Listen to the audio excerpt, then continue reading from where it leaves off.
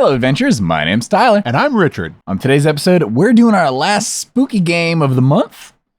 A little session of Daggerheart that I'll be running for Richard. Hell Comes Knocking. Welcome to True Strike.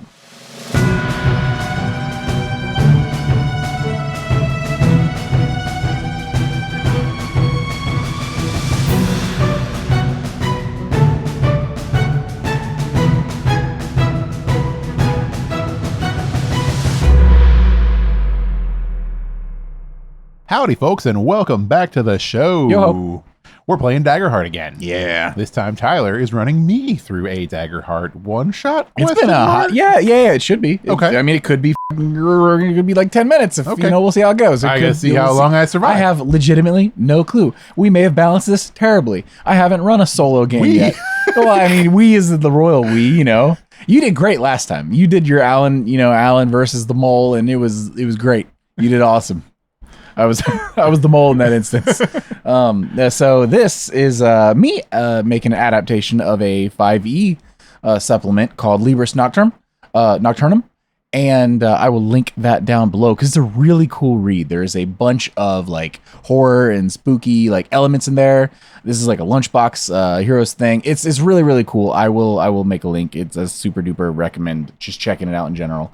But it is obviously not going to be a 1-to-1 for many reasons. One, it's 5e, and so conversions and everything else. Two, one player, one shot.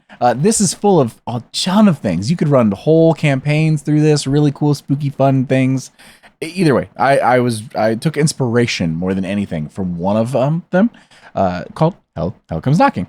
And I was going to spin a yarn with you, Mr. Richard, and we'll see how it goes. Excited. Yeah. So like we usually do with these, kind of say, hey, make a character, do these sort of things. You are going to be playing level 3 today. Yeah. Hopefully that's enough. Maybe it's too much. Well, we'll see. I was shocked because I made a level 1, and then he's all like, remember that level 1 character you made? Make it 3. And I was like, oh my God. So you know what? We're just gonna roll dice and we're gonna have fun here. But let's get started. To set the scene, Mr. Richard, shall we begin? Yes. At the beginning. Where all things begin. The last rays of sunlight are dying in the sky, fading away to the dark as it creeps in above you. As you enter the town of Ardenshire through its stone gate, you realize that something is amiss. The streets are empty, animals lay rotting in their pens and stables, and the entire place is awash with the buzzing of flies. Leaning against the fence of one small garden is a hastily painted wooden sign that reads, God is not here. The only light comes through a smudged window of a stone cottage on the outskirts of town. Now, would you please tell our listeners and viewers, 1, your name, your character, description, etc., but 2, what organization sent you here, and why and how you work for them? Okay. So my name is Cyril. I am a Ridgeborn faun, and I am a wizard of the School of War. Cyril is about 6'3", somewhere around that neighborhood.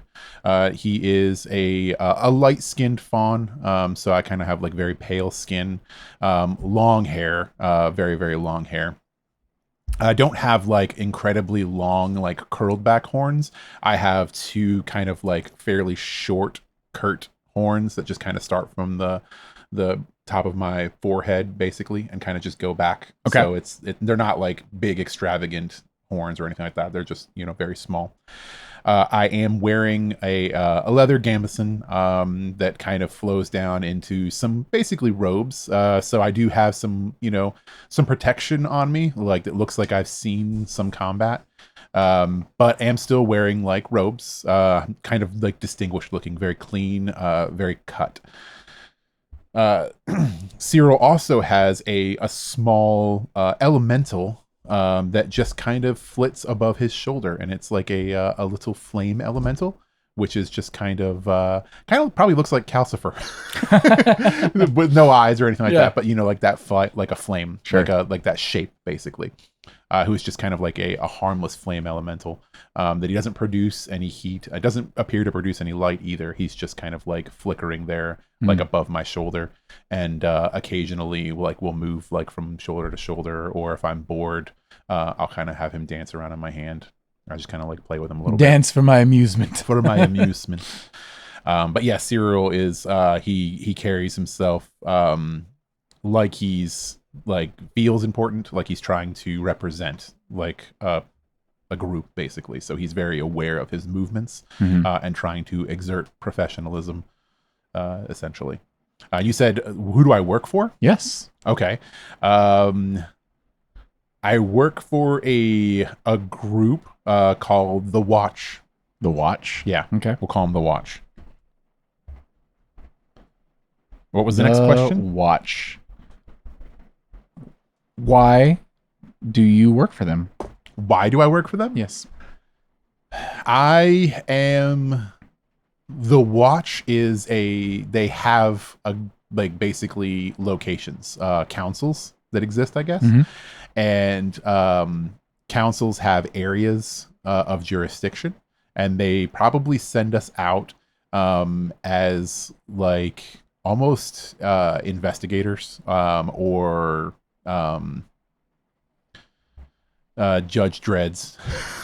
They send us out to like kind of adjudicate or take care of situations and stuff like that. Sometimes just to report. Sometimes we just go in and interview people or get information on a situation. Sometimes we are forced to enact their will in certain scenarios, whatever that may be. Okay. But what drew you to the Watch? Is this coin? Do you feel a debt must be paid of some sorts? What brings you here? I feel a personal debt because one of the reasons why I am not with my community anymore. I used to be a part of an actual watch, like a early lookout system for the Ridgeborn community that I lived in. And part of that was making sure that we were the first line of defense for our community.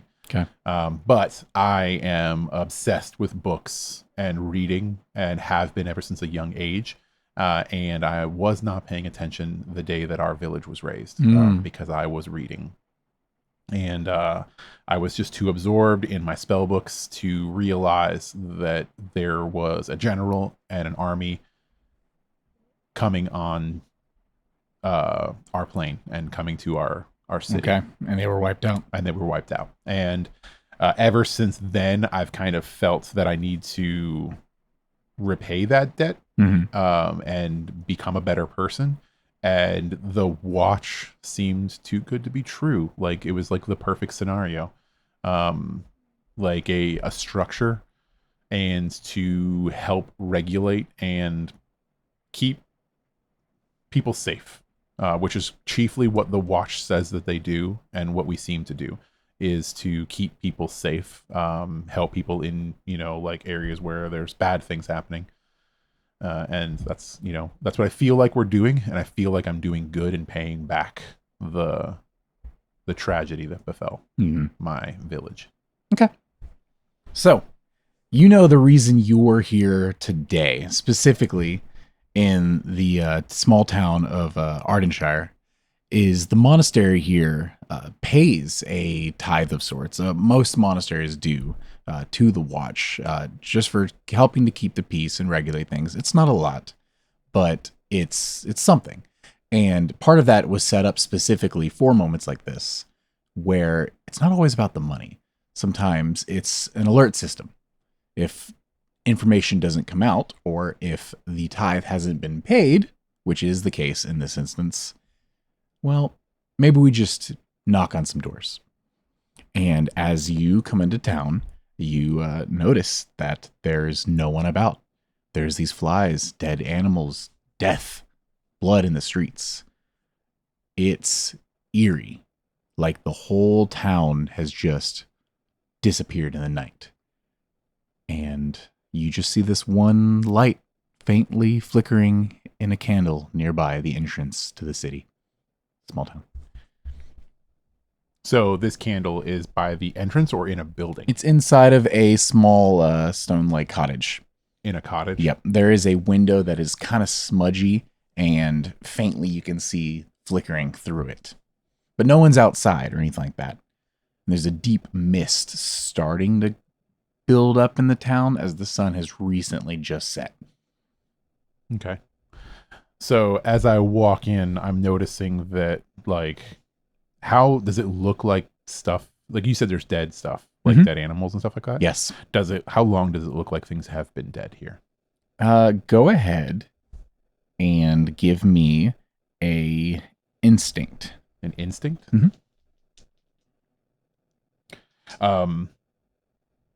Yeah. We'll go ahead and go. So that is a 10 and a 4. So that's 14, 15, 16 with hope. 16 with hope. Grab your hope. 16 with hope. Looking around at different levels of decomposition, some of these do seem to be more recent, where maggots and things are still eating away at the flesh of a recently deceased cat. And then you look over to the stables and you see a horse it's barely still there. Maybe you think maybe a couple of months even this has been going on.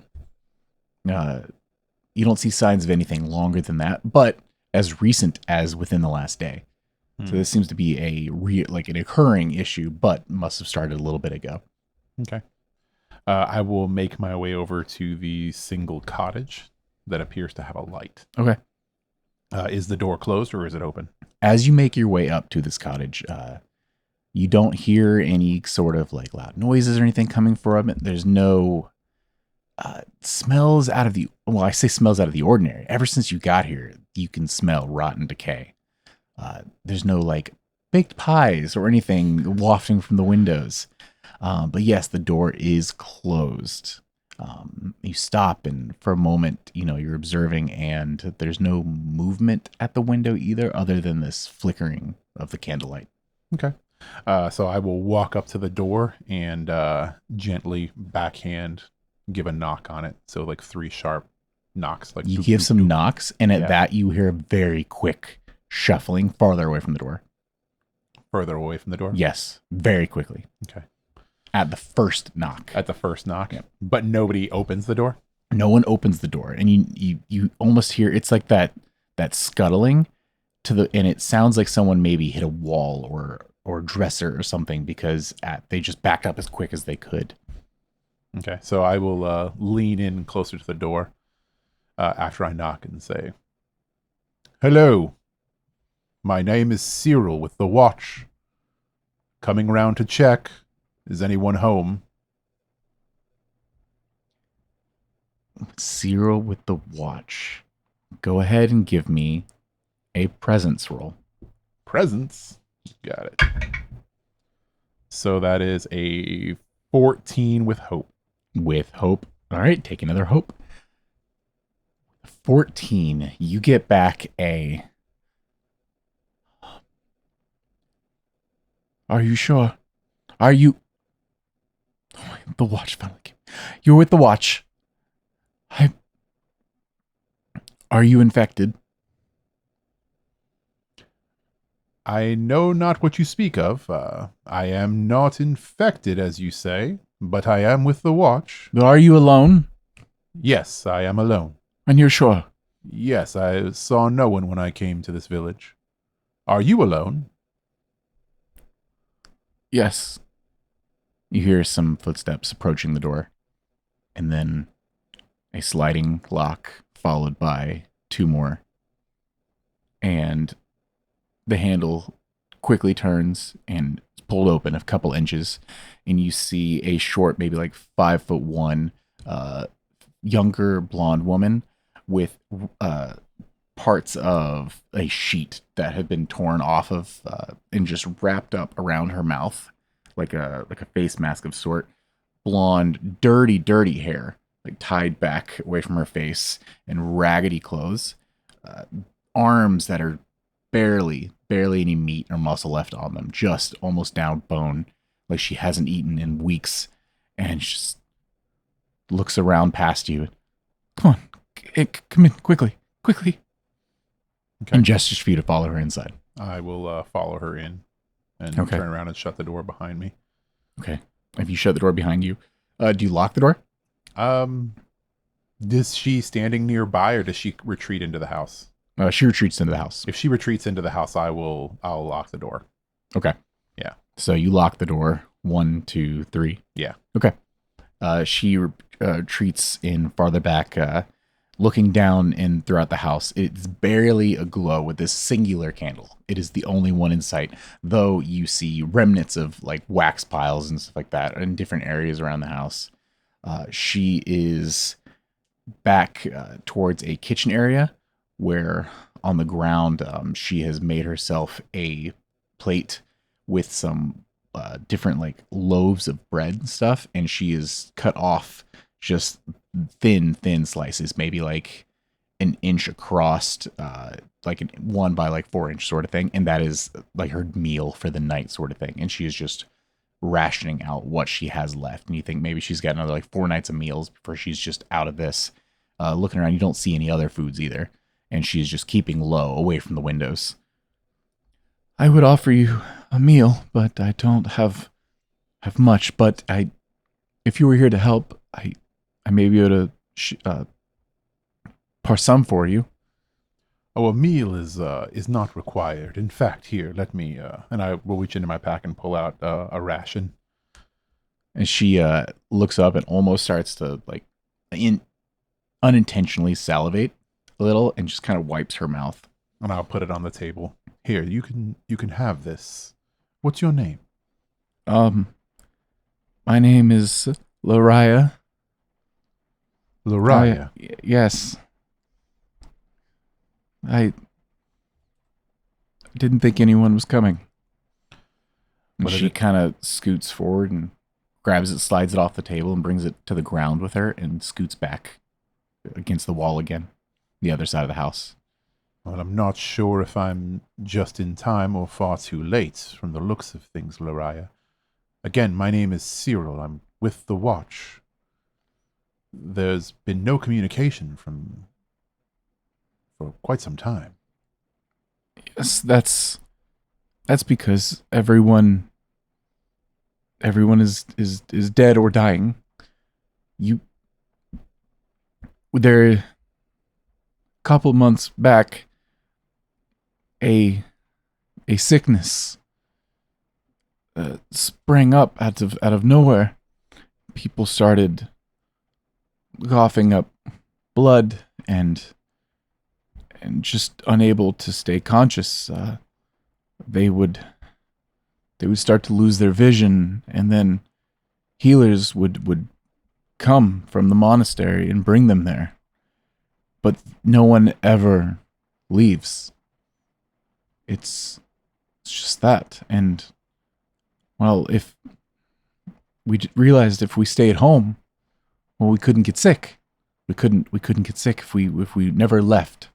So, myself and many of my neighbors we kept ourselves inside. We would communicate through shouting for a few days. But then,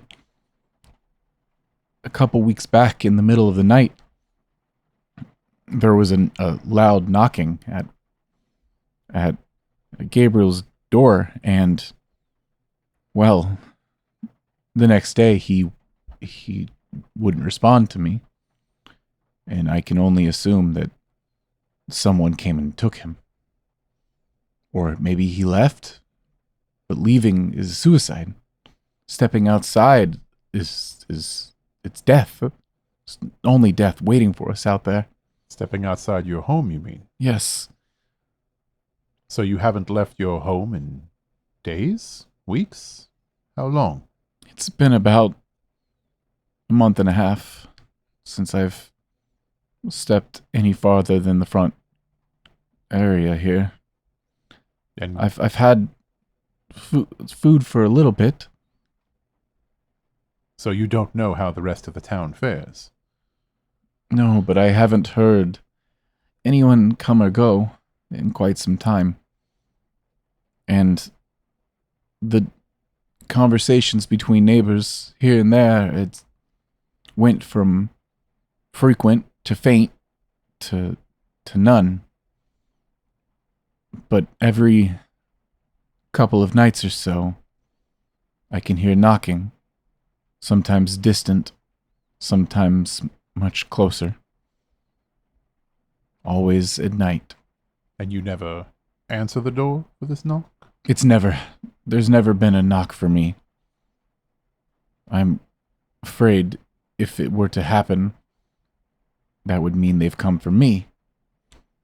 I don't know what I would even do in that situation. Well, perhaps I should have a little look around town. I don't know what to say. I urge you to leave on to this place. Leave us for dead. I fear for you that adventuring any farther into town is not a good idea. If you ever wish to leave this place. How many doors do you have in your home? Is it just the one? It's just the one. Okay. Listen, stay here. And at that, there's 3 loud knocks at the door. Heavy. Shakes the door frame inwards. And dust from the ceiling just kind of scatters amongst you. She shrieks and flings herself into the back corner of the room.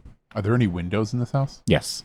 There's one window at the front that near the table that you laid the ration that you can see the candles upon. And there are 2 windows in the back of the house. I want to move quickly to the door. Okay. So I will just like swiftly walk across the room straight to the door and stop next to it. And then you hear...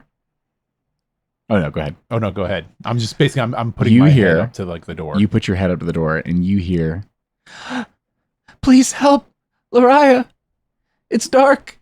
I need to get inside quickly. Open the door, Lariah.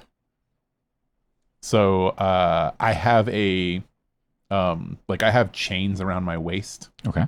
That are attached to my gambeson, and hanging from them are small books, like journals. And I reach down my left hand and open my palm, and one of the books kind of raises up on its chain and then flips itself open, and the pages start turning into it until it stops on a page. And I chant a couple of simple words and like pull from the book. It looks like I'm pulling like words out of the book. Okay. And I'm going to cast Reveal. So it's a spell cast roll. So we'll see if I get this. I have a +3. Ooh, that's pretty good. So that is a 7. So that's a 16, 17, 18, 19 with hope. Okay. And what Reveal does is make a spellcast roll. If there is anything magically hidden within close range, the roll would succeed against. It is revealed. Magically hidden. Yes. Okay. So you cast this, and this pulse goes off in your area. And it does not seem like anything is magically hidden. Nothing is magically hidden. Nothing is magically hidden. Okay. Do you answer the door? Not physically. Okay. But I will say something. So if there's nothing that happens there, I will say at this, Lariah does not perk up. She merely cowers even more. Okay. What did the name say it was again? She just asked for Lariah. Oh, she just asked for Lariah. Okay. Mm-hmm. Said, it's dark and I need to get inside, open the door. I'm sorry, Lariah is indisposed at the moment. This is Cyril with the watch. How can I help you? I need to get inside. It's dark. Please open the door. Who is this? At that, I'm going to spend a fear. And I need you to make me an agility roll, please. An agility roll? Yes, please. Good thing I have a +0 in that. Hey. Oh God. That is a 14 with fear. A 14 with fear, so I get my fear back. But you are actually going to be able to avoid this hit as a 8-foot tall stone angelic statue burst through the door with one fist, and it misses your face by just a couple of inches.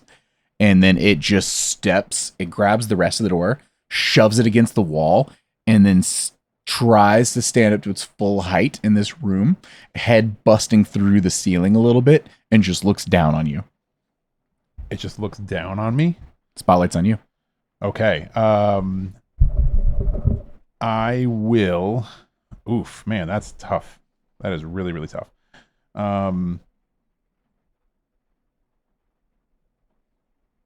am going to... You have so many spells. I have so many spells. It's crazy that he's like, I'm going to roll a wizard for this. Yeah, I was like, I'm going to be a level 1 wizard. So I'm only going to pick one good book, And I did pick one good book. And then he's like, level up to 3. So I have 4 actual books here. It's crazy. That have so many different spells in here. Most of them will probably kill Lariah. So I don't want to do any of those. Oh, and she is screaming in the corner screaming. right now. Yep. Okay. So in this blank, as you read, this blank-faced, stone-faced angelic statue with this crown, this sharp crown up, and just this sad eyes, but just very, very blank, no smile or expression. okay. It's just turning down, and you can see, looking down on it really quickly, there is dried blood across each of the fist. So the door is gone now. Door is gone. Okay, and we're in melee range with each other? Absolutely. Okay, so again, this time, my hand's still at my side. We'll pull up another book. Okay. And a different book is going to flit up to my hand right now. And I am going to mark a stress. And as I do, I shout a rune word, and a circle erupts from the ground underneath me and spreads out from me super quick, like a barrier circle. And I'm going to do rune circle. Creates a temporary magic circle on the ground where I stand. All adversaries within melee range or who enter melee range take 2d12 plus 4 magic damage and are knocked back very close. Okay. So, we will just do it like this. Oh, not in the box. So that is 6. So that's 17, 18, 19, 20, 21. Yeah, that hits. That hits? Mm-hmm. Okay. That meets the difficulty, and then some. Yeah. All so right. that's 21. And then it's knocked back away from me. All right. So, this thing, you hit it, and it only moves back about half as far as you think it would, probably because of its extreme weight, and just kind of skids, and as it skids, wood flooring is just ripping up under its feet. Okay. Then I will... the door's gone. Doors doesn't exist. Doesn't exist anymore? It is just where a door... It's the memories of a door. Okay. You can bring flowers later.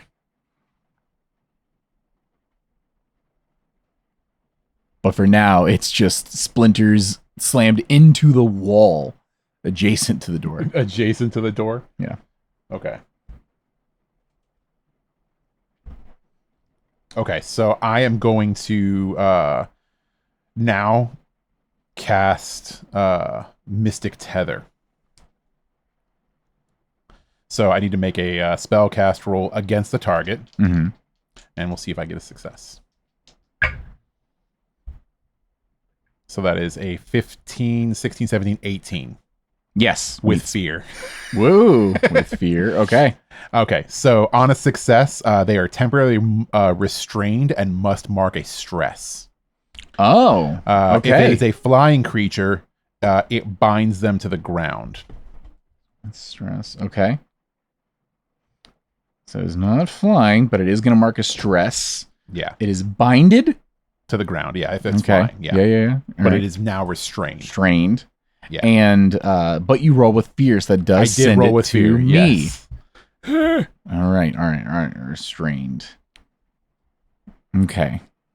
Now, here's that thing where I'm like, so I cannot move towards you, and I don't, as is, have a long range weapon. So this is interesting. I'm assuming this is a temporary condition. Yes. All right. Temporarily restrained. So what I'm gonna have to do is, as soon as the spotlight comes to me, I'm going to spend this move actually just attempting to break off this magic and unbind myself to be able to move again. So you do have a moment, as I'm going to move the spotlight back to you, remove restrain from myself, but I lost my move. Okay. So spend a fear to do that. I will put my hand to my side and like ready the books. They start to like fly, like all four. There's like 4 books at my side. Mm-hmm. I'll start to kind of like levitate and like kind of like shift around, but I haven't actually like chosen one yet. Yeah. So I'm not casting a spell. And then I kind of like position myself in like a stance, almost like I look like I'm getting ready for battle. Mm-hmm. And I'm going to address it instead. Okay. And I just stop and I say, "My name is Cyril, a representative of the Watch.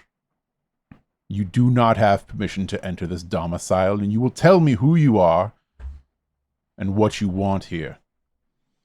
This statue regards you with a shifting head, but it makes no sound, and it says no words.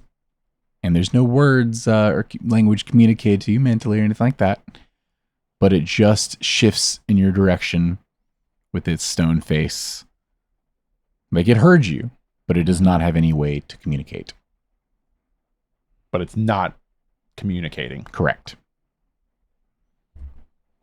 Okay. Is merely removing its restraint. Oh, it's just removing the restraint, it's basically, just, like pushing through? Yep. Okay. I am going to hold position. Okay.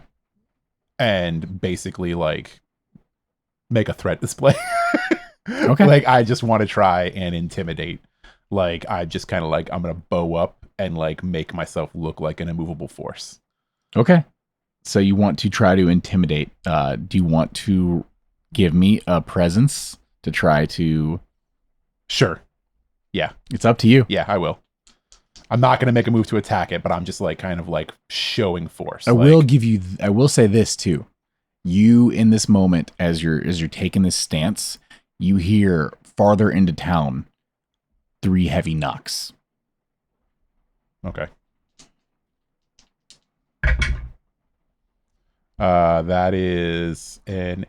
Okay, what is that? Oh, man, that is not great. So that's... So that is a 12 with fear. 12 with fear. Yeah. Okay. At that, I get a fear and it comes back to me, of course. But it's seeing you do this defensive display. This statue kind of cocks its head a little more to the side and then just starts trampling forward quickly. And I'm actually going to use mark a stress to do a trample maneuver.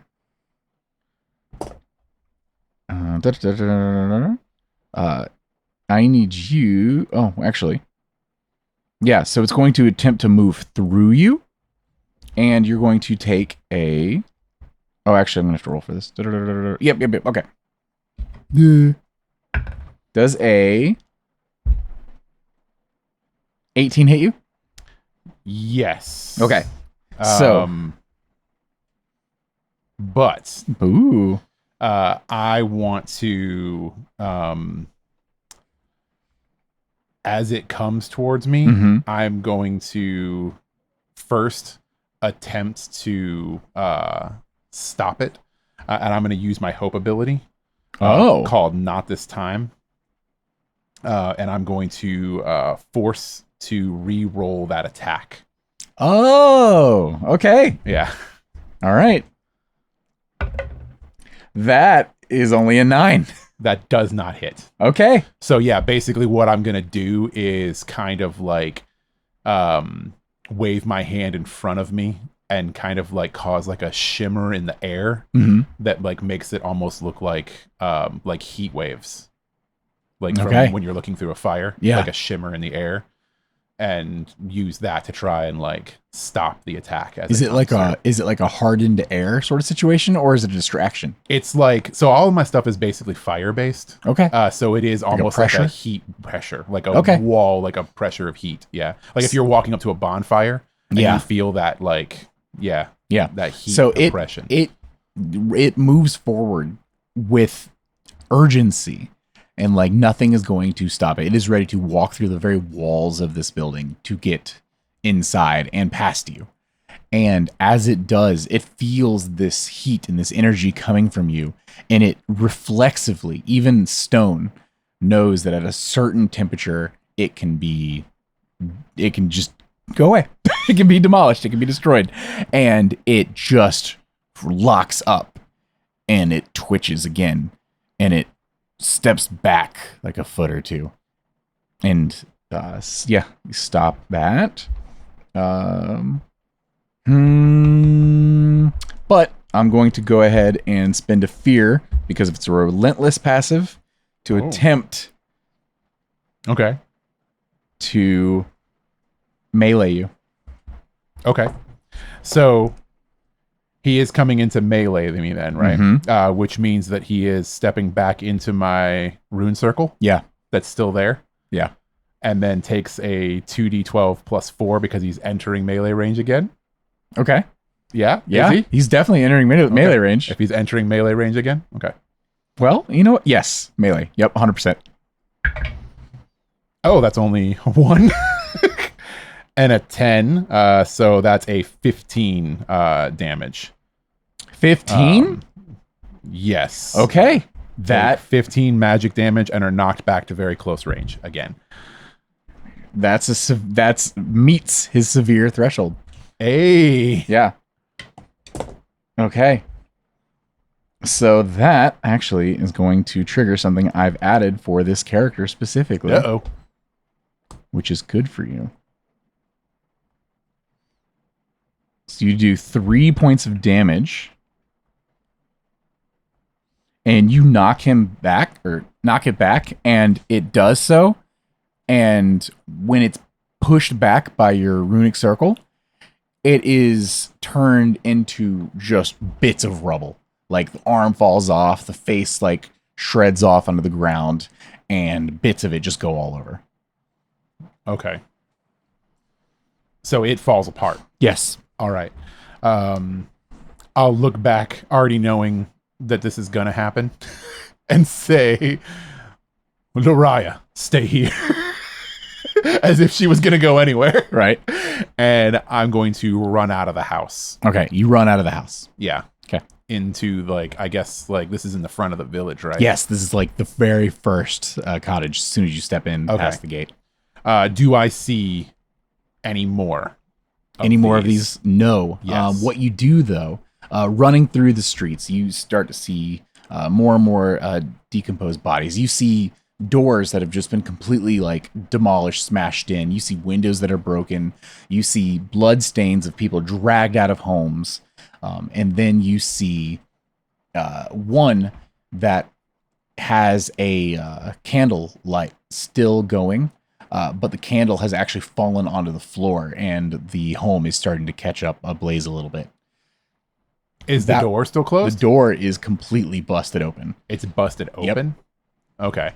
I want to run up and like look through the door into that house. You run up, you look inside the door, looking around, you don't see or hear anything in your immediate vicinity. I don't see anything? No. Okay.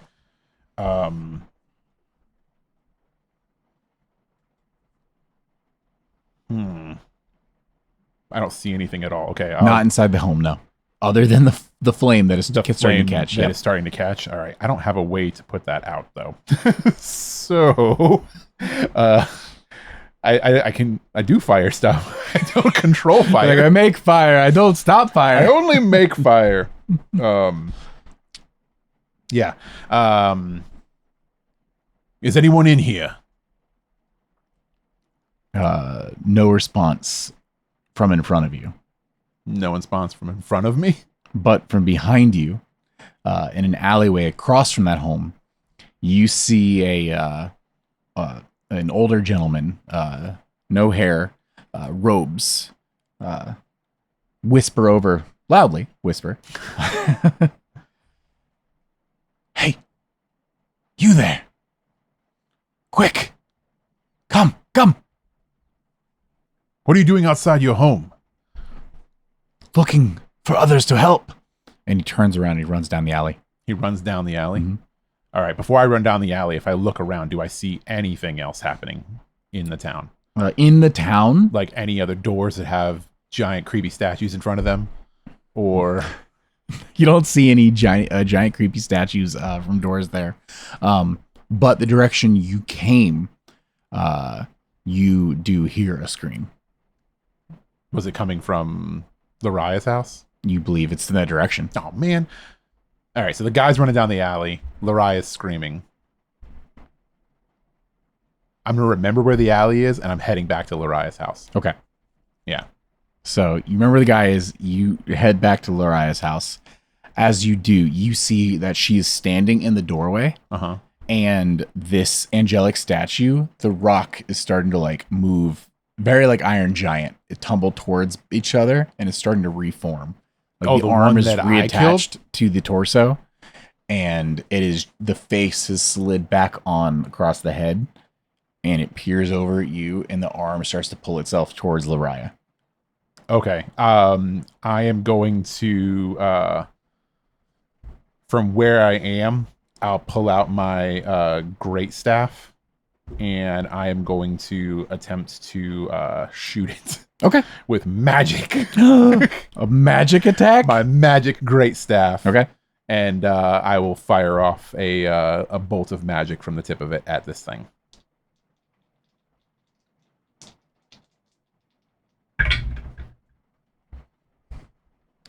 So that is a 13, 14, 15, 16 with hope to hit.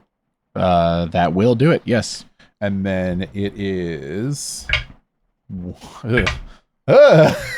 okay. It is... okay, I can drop the lowest. Okay, cool. Hey! Oh, it's 4 damage. Wait, 4 total? Yes. Okay.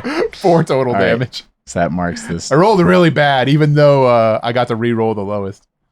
Okay. At that, it's pulling itself. You blast it, and the arm kind of separates like from the torso again, and the head kind of just looks over towards you. All right, I'll say, Laria, to me. Is there a house nearby me? There's her house that she just ran out of, and the next closest house would probably be about 50 feet farther into town. Okay. Is she coming towards me? Ooh, that's a great question. Go ahead and give me let's call it a presence roll to try to convince her to not only leave her home, but move past this statue. Ooh, so it is a, so that's 17, 18, 19 with fear.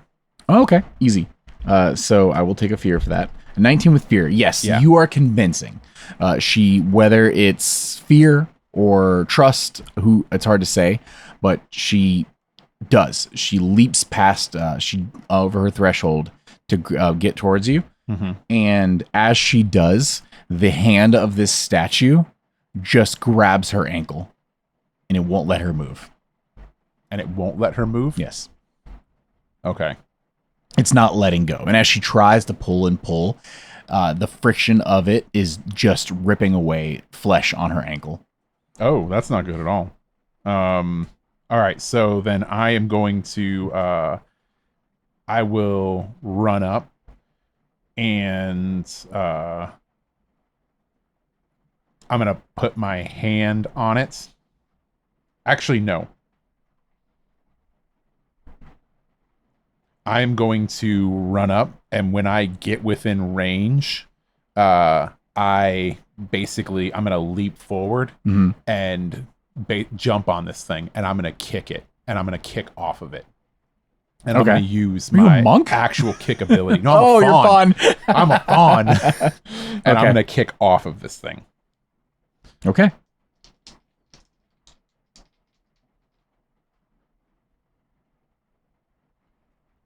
Oh, wait, no. Okay, hold on. I have to do an attack first to kick. Oh, it's part of it. Yeah, it's part of an attack. So I have to do some sort of attack against it first. You have your like standard attack you can do. Yeah, I have my I can just hit it with my great staff. If you hit it, is that physical or magic damage? It's magic damage. Okay. I'm gonna use here instead of this. I'm gonna walk up because I know that I've been able to damage it before with magic. So I will walk up and put my hand on it and use Wild Flame to try and burn it. Okay.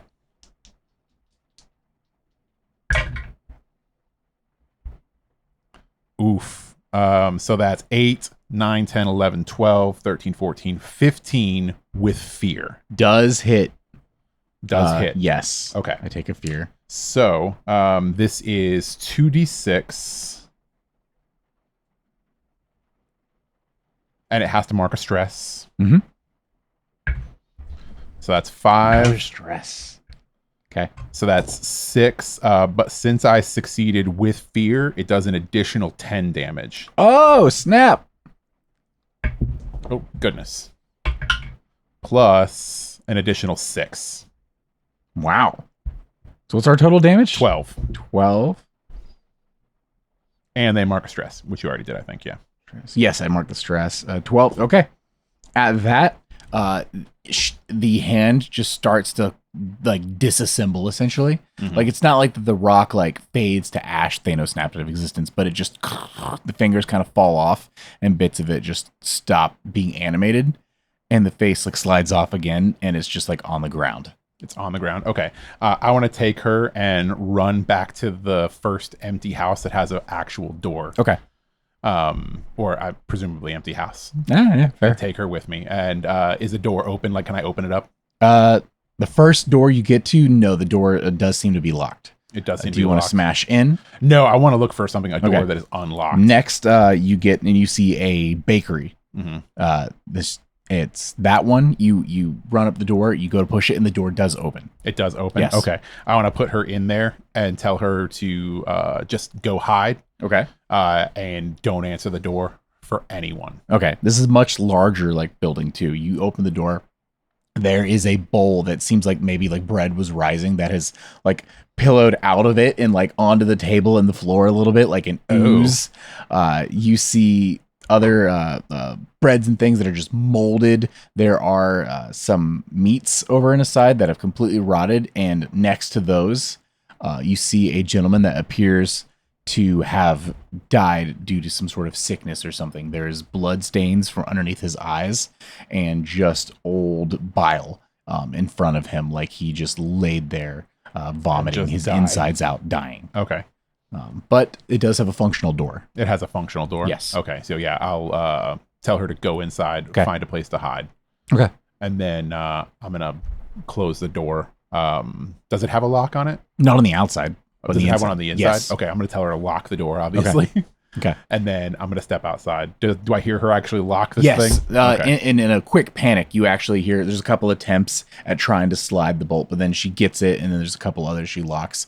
And then you hear her start rummaging through like cabinets and things like that, and eventually like lock herself in one. Okay.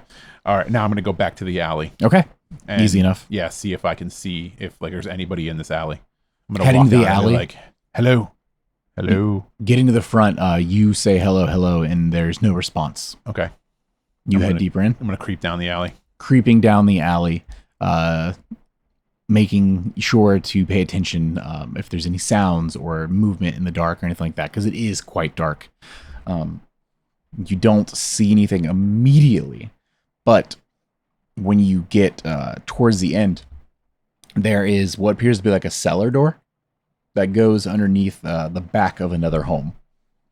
And that's like the dead end of the alley? No, after that you could go out into another street where there are other homes. Looking left and right, you don't see any movement, but you do see remains of other people and animals and stuff that have, since perished in the days. And a well off towards deeper into the town. There is a well with a bucket on its side and stuff. But I see no statues. Correct. Okay. I'm going to open the cellar. Okay. Opening the cellar, you are greeted at the top by a bald gentleman in raggedy robes with a candlestick. I was wondering when you'd make it back. I thought perhaps they'd grabbed you. No, I was saving someone else and getting them to safety. Did you bring them with you? No, I left them at the bakery. Noted. Come on. All right, I'll follow him in. Okay. Following down the stairs, maybe about 15, 20 feet, you get to this floor. It is just dirt flooring. There is a table with some fresher fruits and a loaf of bread. He places the candle upon it.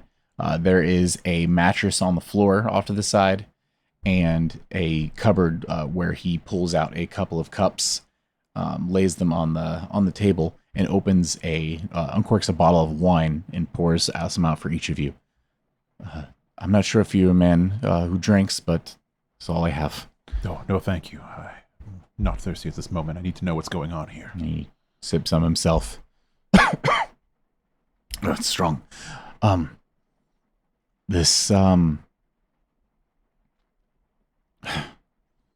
Where can we start? One, I am from the monastery. Hello. My name is Alberic Timber. For what it's worth, may I get your name? My name is Cyril. I'm here with the watch. The watch? Yes. They finally are here. Have they come in other sides of town as well, like a group effort sort of thing? No, they weren't sure what was happening, so I was sent as more of a forward party. There's no one else yet. I'm sorry to hear that it's going to take your death before they'll send others. But perhaps if you wish, you could stay here, or I could try to sneak you into the monastery if you think that would be a better place to lay low. Why aren't you in the monastery? I decided to leave to see if I could get others back there. You see, the abbot attempted to make a deal with a greater demon for wealth and notoriety for our town to bring supplies and things in. We wanted to be like a focal point of this side of the continent, and through some dealings, it did work for some time, but then the demon he found loopholes in the arrangement, and he released a plague, killing the abbot and slowly leaching out to the town, taking out others. Me and some of my brothers took into hiding and reinforced the monastery to try to make it a safe haven for those who could make it, but we've only been able to rescue a few people so far. Many that are sick have not made it through the night. We've tried to help some, but it's not many have made it. So you have more in the monastery, and you're here? Yes. And what of these statues? The statues seem to be in league with the demon. He, I believe, is putting on some sort of ritual. I don't know if it's to escape these lands or to increase his power, but he has never left this village. I'm not sure of the original arrangement 100%, but I think maybe he's bound to this area. Or maybe it's just some sort of sick game he's playing to entertain himself. And where is he? He's locked away. In the monastery. At the lower levels. So there's survivors above him. Yes. Better above him than dead in town. True. You said you had a way to get me into this monastery. Yes. If you would like, it probably is the safest place, either here or there. No, I intend on going below the monastery.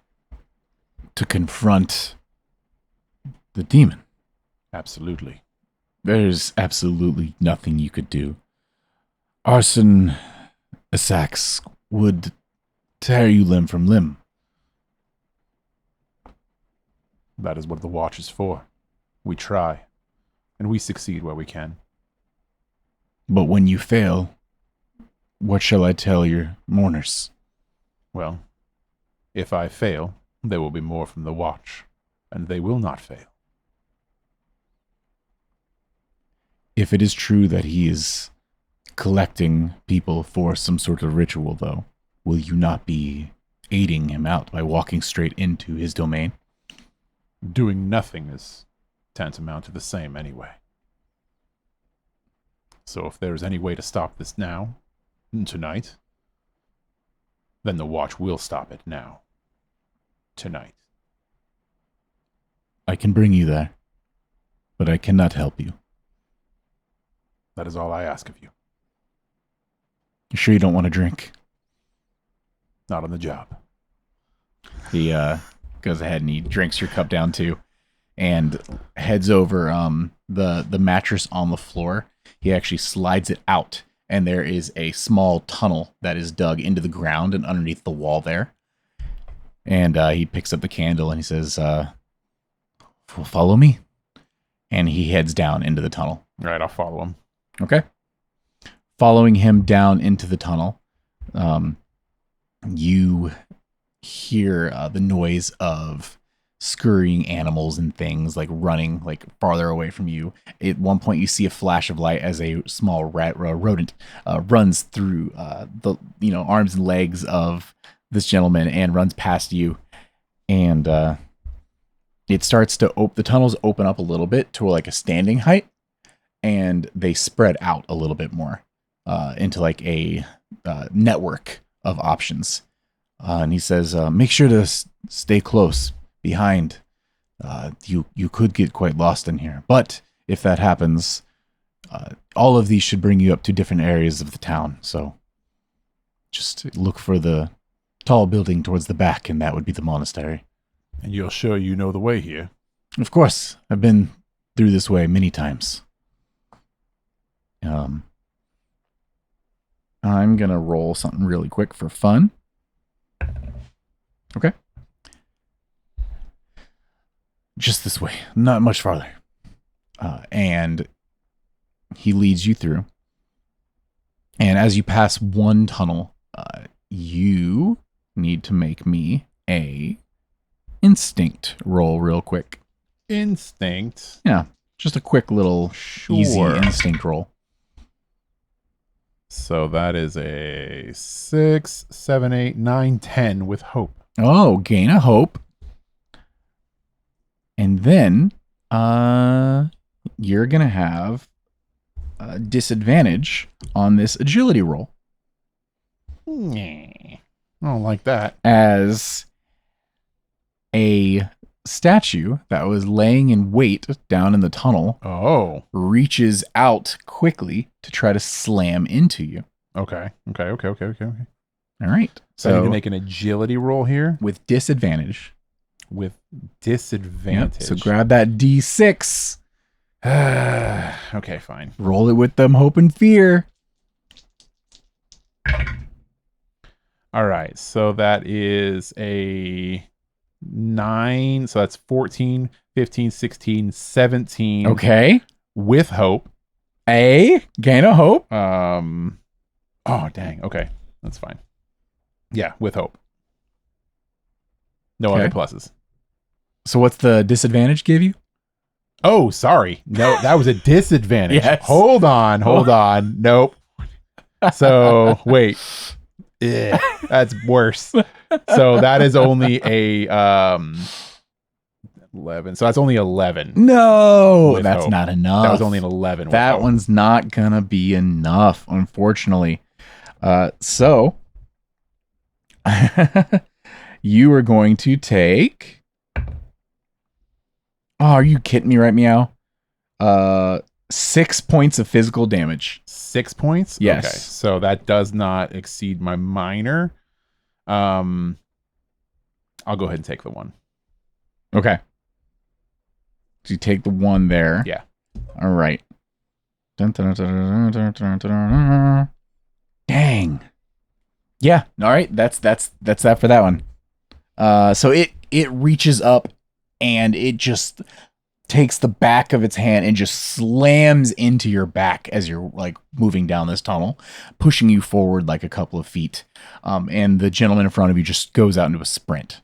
Okay. This is a full-fledged statue or like a partial of a statue? This is a full-fledged statue that was sitting in wait. So is he's sprinting down where he was already going? Yes. Okay. Then I will I'm going to follow after him. And then turn around, and as I'm running, I'm going to hit a mystic tether on the statue that hit me. Okay.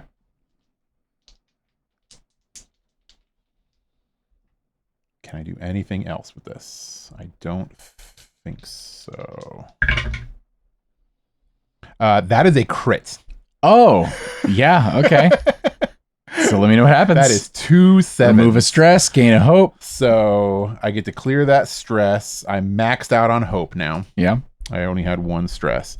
So as I turn around and sprint with him, I called my books up and I reach out and basically these like they look like fiery chains. That's what my tether looks like. Wrap around this statue and restrain him in place. Nice. As I sprint up behind was this Alveric? This is Alberic. Yep. Okay, I put a V. Alberic. As I follow Alberic. So yeah, I'll just reach back and I throw up these spectral flame chains around this statue. And as I run up behind him, I tell him, keep moving. Okay. And as you do, he turns around, pulling a knife from under his robes, and he attempts to stab you. Oh, this guy wants me to kill him. Using a fear to do that and take the spotlight for myself.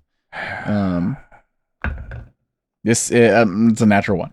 Okay. That's a miss. So back to you. He takes out this knife, lunges in right after you ensnare this statue, and you, with your time training with the watch, always know to never trust a friend. And lunges for you, and it's not enough, and just totally whiffs it. Whiffs it? Okay. I will basically run up into him at this then. And I am going to I will barrel directly into him. And as he like whiffs it, I'll just grab him and pick him, like try and pick him up. Yeah. And as I'm doing that, I'm going to wild flame him. Oh. Okay. You made me very angry. So that is a 15 with fear. Okay, so grab a fear, but that does hit. But that does hit him. Okay. So that's 5, 6, 7, 8. Since I was fear, it gets a D10. So that's 9, 10, 11, 12, 13, 14. You just hit severe Damage against him. Okay. That's nasty. So that's 14 damage against him. Is he still conscious? He is still conscious. Okay, so we were running down a hallway, right? Yeah. Okay, so I pick him up and I do that wild flame against him. And as I'm doing that, I turn around, I'm basically like hauling him, right? Mhm. And I haul him back around, and now I want basically his back against where we were running from, back where the statue Towards is. the statue. And I'm going to mark a stress, and I jump up and put my feet on his chest and kick him off back down that hallway. Okay, so this is part of the same attack. Okay. Yes. All right. And he takes 3. So he takes 9 damage from that attack. So is that part of the same attack? So when you succeed on an attack against a target within melee range, mark a stress to kick off of them. You deal that damage and it knocks them back. Right, but is that part of the initial damage? No, this is a second. This is a secondary thing. attack. Yeah, this is a secondary thing. So then you said 9? Yes. So that would actually... And I yeet him bodily back down that hallway where we came from. Okay. So that with that being a second attack, that is actually just over and making a major, which would give you exactly enough to kill him. Oh, wait, hold on. Let me read this. Bow, bow, bow. Okay. Bow. I think you were right the first time. Because it's the same roll. When you succeed on an attack against a target within the melee range, you can mark a stress to kick yourself off of them, dealing an extra. Okay. So that means it would be part of the initial. That's what I was thinking. Okay. Okay. Yeah, you're right. So you do launch him backwards, but he was already at severe, so it's not going to need additional. So it's not going to do any additional. Yeah. But he does fly backwards towards the flaming stone statue. All right. And then I want to keep booking it down the hallway. You turn to book it, but you did roll with fear, which means it goes back to me. Oh, that's right. I did. Yes, you did. With that, do I want to burn through fear? Or do I want to save it up for later fights? This is the problem with this game, you know. Should I start saving up fear? I probably should. I don't have a ton. With that, he hits the ground, and he is going to whisper into your mind. Right where do you think you're gonna go? You can't make it far. I'm just waiting for you down there. And the eyes of Alberic are just starting to bleed out. Well, then you're exactly where I want you to be. And a knife comes flying at you. No. With a natural 2. That's a 3 total? Nope. Okay. A knife goes whizzing by your head. I'm never going to hit you. Okay. All right. Yeah, that's it for me. That's it for you? Yeah, I don't want to burn fear. All right. I want to continue down this hall then. All right. You continue down the hall, leaving these 2 behind you. Yeah. Okay. And I, as I run, I will use prestidigitation to bring my fire elemental flicker, and I'll bring him up front and make him cast light so that I can guide myself through here. Yeah. You told me earlier he didn't make light. Now he does make light. Prestidigitation to do so. I like it. All right. Yeah. With your way lit ahead of you and your opponents behind you, still living, but behind you, I'll allow you to just continue on. No rolls necessary. Booking it down this tunnel, you reach an area where it starts to incline a little bit, and then you reach a ladder, a crudely fashioned wooden ladder placed into the earth, and no other tunnels at this point. Do you wish to climb up or go back? I'm going up, yeah. Going up, you reach a hatch that brings you right inside the gate of what you assume to be the monastery of this area. Looking around you, there is a stone walls with iron gates that's like in between the stone, and a large white marble and stone monolithic structure with 6 rectangular plinths placed in front of it and around it that are empty. A couple of them stained with blood. Oh, okay. All right. But there's a door to this monastery? Yes. Okay. I'm going to walk up and see if it's locked. Stepping up to the doorway, it is not locked. You go to pull it open. Yeah. Pulling it open, there is it. Well, the smell hits you first. Death, decay, blood, flies. These things assault your senses all at once. Flies are just buzzing more than you've ever seen in your life. The sound is overwhelming, and the putrid smell is just making it almost impossible to breathe. There are bits of remains of bodies everywhere. You do not know how there could be survivors here, and if there are, they're barely hanging on. It is dimly lit, and there are just bits of remains of what were people all over the place. Okay. I will use my prestidigitation to increase the light and illuminate the room. Okay. Illuminating the room, you see a large cross hanging from the ceiling. There is a room off to the left that has a shut wooden door. There is an organ off at the far end with pews that are all just mangled and destroyed. Ones that are still partially upright have bodies flung over them. And it looks like it maybe opens up to a larger hallway off to the right. A larger hallway? Mm-hmm. Okay, so there's a room to the left and a hallway to the right. Yes. But nothing else. Large, empty other than corpses. Yeah, other than in corpses, front of it. yeah. Yes. Okay. I don't hear anything in here. There's nobody... Dripping of blood from bodies here and there. Okay. And just closing yourself off to your senses. No. No. Oh, actually, lots and lots of flies. Okay. I wonder what's in the door to the left. I think I will check that first. So, checking the door to the left, you open up and see a office. This looks like maybe it belonged to someone that worked here. There was a large ornate chair, maybe with like gold filigree and stuff. This may have belonged to the abbot himself. Mm-hmm.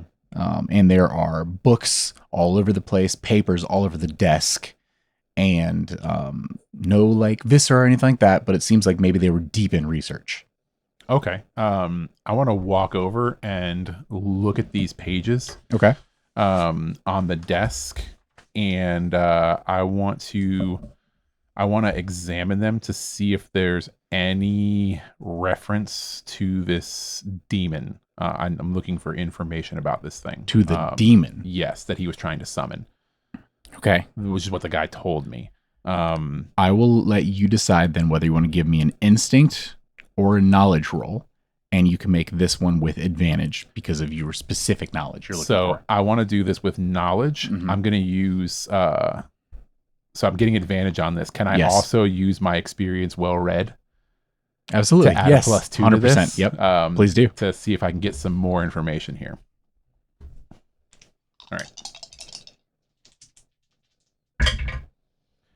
All right. That was so close to a crit. I rolled a 12 on my hope and 11 on my fear.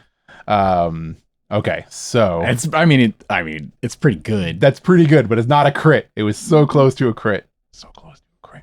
Okay, so that is a that's 23, 24, 25, 26, 27, 28, 29. Is that with the D6 too? Yes, that's 29 total. 29 with hope. With hope? Yes. So get your hope back immediately. 29 with hope. Yeah. All right. I'm going to give you this whole thing here then. You find, you find a bunch of information on this demon, named, Arsenisax.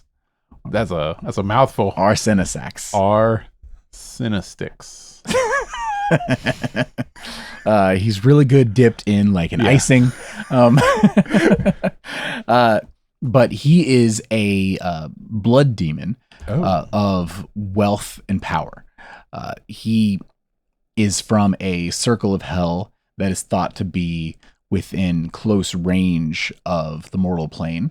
and therefore could be not only reached and spoken to more clearly and summoned, but also controlled by more easily accessible mortal means. You find enchantments that brought to use to summon him to us, and what really catches your eye was such a large large number on that roll there, is you find what you think may be an incantation to get rid of him. The incantation goes as follows, Richard. Through plague and pestilence and buzzing flies, we send you back. We cut our ties. Oh my God. Okay. Oh man, I got to write this down here. Hold on. Through plague and pestilence. Hold on, I'm reading it. Through plague and pestilence. And buzzing flies. We break our ties. We send you back. We send you back. We cut our ties. We cut our ties. I thought about reading it once. It'd been really funny if we were like, we send you back. I'm like, nah. Through plague and pestilence and flies, we send you back. What? And flies? Yeah. Okay. Through plague and pestilence. And buzzing flies. Oh, wow. Where did I Oh, I stopped writing. I don't know why I stopped writing. Like, I totally I'm glad you rolled really high because I keep thinking about being mean. Through plague and pestilence and buzzing flies. We send you back. We cut our ties. Correct. 100%. No notes. All right. That's all I need out of this office. Sure.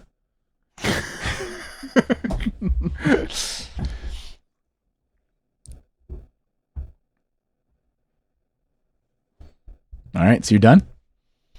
Yeah, I mean, if there's nothing else in these notes. There are more notes and papers and stuff strewn about. You could do another once-over if you want, but this one without advantage. No, I think I'm just going to take what I got here. Okay. And I'm going to head out back into the main thoroughfare area. Heading into the main thoroughfare, you step out. Maybe you're expecting something to be there. There's not. Okay. I'm going to go to the arched way, like the other opening, and go that direction. Okay. Heading to the other opening. Wait, is there... I'm looking for a way down, though.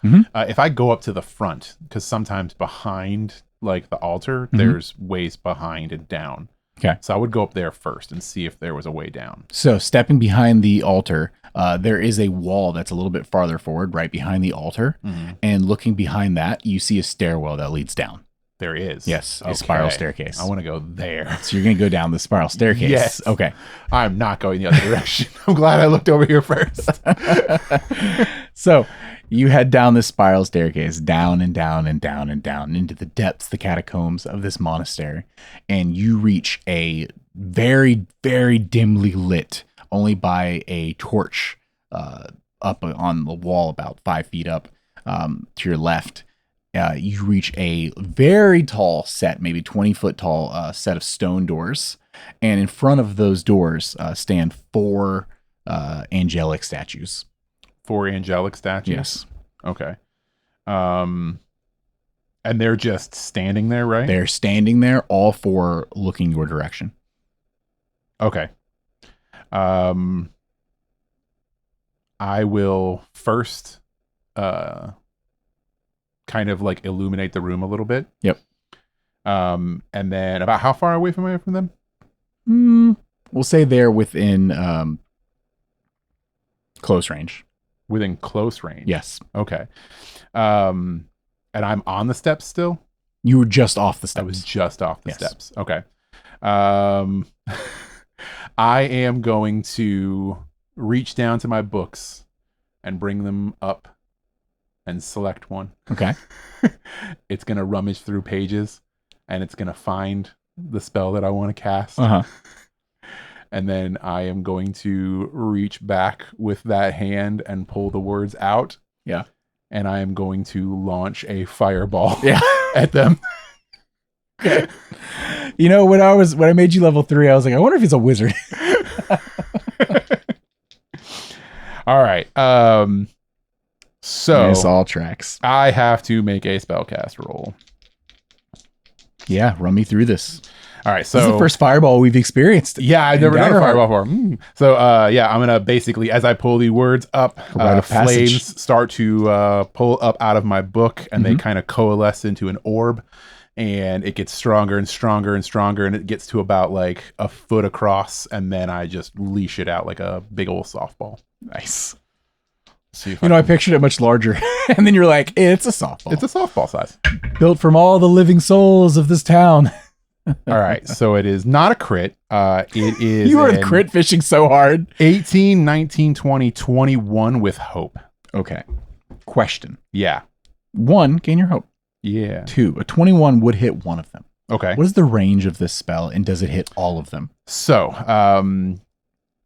you make an attack roll against a target within very far range. On a success, hurl a sphere of fire towards them and explodes on impact. The target and all creatures within very close range must make a reaction roll 13. Okay. Now, I assume you aimed this towards the middle. Yes, yeah. I want to try and Very snap close. as many as I could. Would hit literally all of them if you hit either of the two in the middle. Yeah. 13? Yes. All right. Let's see. I just need to let you know how many. I'll start left to right. Sure. Uh, But even if they succeed, they're still going to take damage. Hey, so fair keep enough. mind of that. Fair enough. First one, super fail.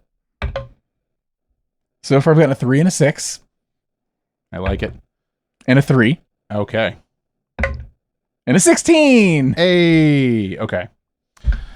So you have one that didn't fail. Yes. Okay. So targets who fail take D20 plus 5 magic damage using my proficiency. So it'd be 2D20. Oh my God. Okay. So first roll was a 14 Okay. and a 10. So that's 24. So it's 29 magic damage. Okay. One of them takes half. The other take 29. Okay. All right.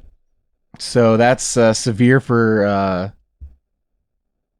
so 29. Yeah. Threshold's a 15 for severe, which means it would be just under severe for one of them.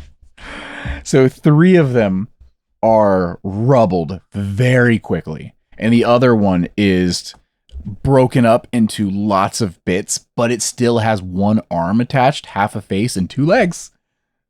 That one, wait, that was with hope, right? Yeah, that was It's with still hope. you, my friend. Yeah, that one was with hope. So at that, I am going to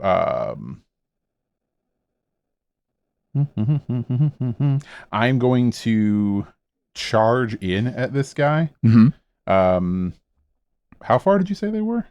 They're close range. Okay, because I want to try and do my classic, basically flame hands. Okay. So I'm gonna run up and charge at this guy, and as soon as I make contact with him, I'm gonna do wild flame out of the Book of Tafar. Are the others? Are they still in like a reformation process, or because Tafar can hit additional targets? So behind, all right, I'll give you a little behind the screen. Yes, they're in a reformation process. However, Not I have targetable right now. I have a countdown Okay. that counts up. Okay. Basically, they are out of commission currently, but they cannot be Targeted. destroyed. Okay. Because I can You target. can't hurt them any more than they're hurt. I can target up to 3. That's why I was asking. Yeah. So if there's only one that's Yes. targetable, it'll be just that one. Okay. If not, I can target all Yes. like extras. The others are technically there, but they are Okay. They cannot be hurt more. So it'll just be the one then. Okay. Yeah. Okay. So that is a crit. You're the worst. 2 7. All right, just tell me how you want to do this. Because he was already like right there. So Gain your hope, remove your stress. I can't get any more. Stop. I can remove a stress though. Stop gaining hope. Start giving me fear. I'm like fear starved.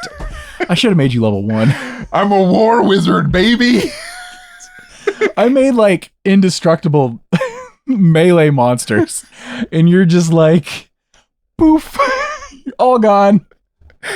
All right. So yeah, I run up to this guy. They sent the right guy for this mission. Yes.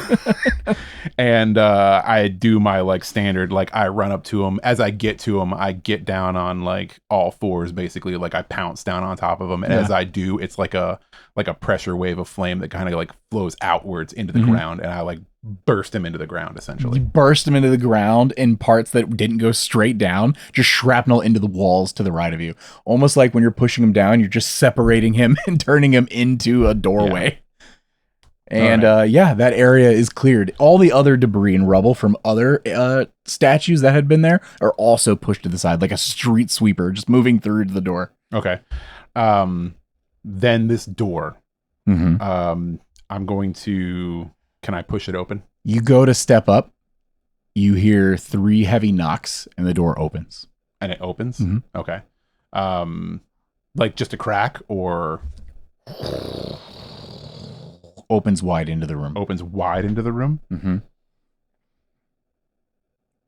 And at the far end, about...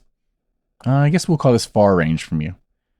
You see a writhing, wiggling, putrid amalgamation of flies and blood as this bat-like creature with a long nose, almost like a mosquito, is just hovering over a throne of bones and like skulls and different like body parts, and is just sitting there a couple feet over the throne waiting on you as you walk in. Okay. Or as you peer in. So in a large, like circular arena styled, like, you know, room. Final boss fight stuff.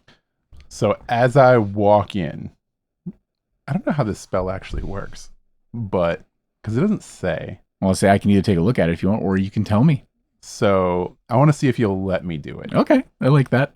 So I have a spell called Runic Lock. Okay.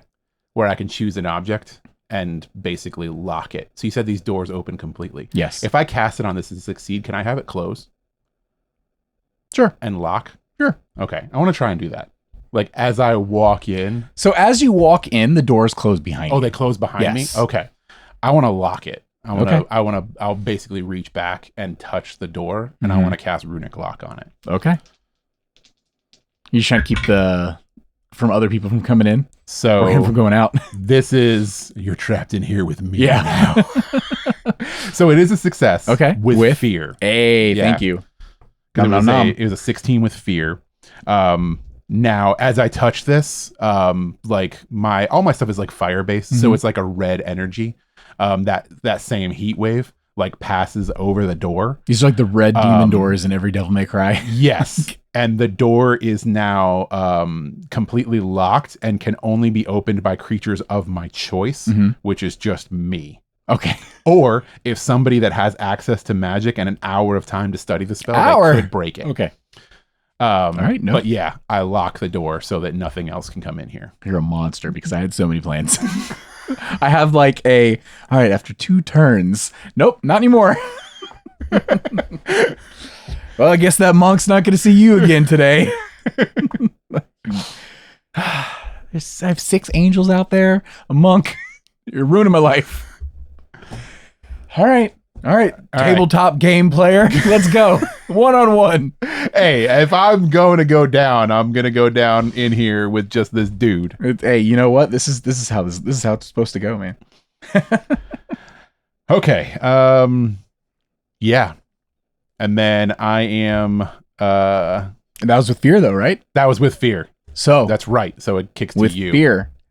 You lock the door and you go to turn back, and as you turning, you hear on the contrary, this is precisely where I wanted you. And you spin and you see this mosquito, bat, fly, blood monster, demon. Arsenisex is about 30 feet. He's within close range of you, and I need. Actually, he's gonna mark a stress really quick. And sounds bad for me. I need you to go ahead and make me an instinct reaction roll. An instinct reaction roll. Yes. Okay. So that is only a 11. And 11 is not enough. I gain a fear, and I need you to tell me one of your biggest fears. Oh, man. Being caught off guard is terrifying. Really? Because I've spent my entire life not trying to be caught off guard. So to try and be one step ahead in every situation. And that's why I joined the Watch. Okay. That's why I am here, is to always be like, one of my experiences is ever vigilant, because I do not want to be caught off guard. Okay. With that, you were caught off guard, and I hate this.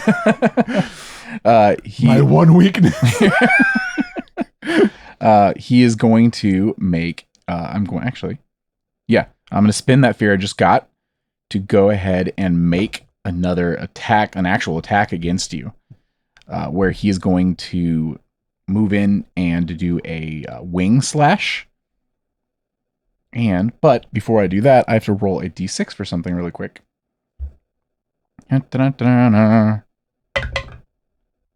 got a 4.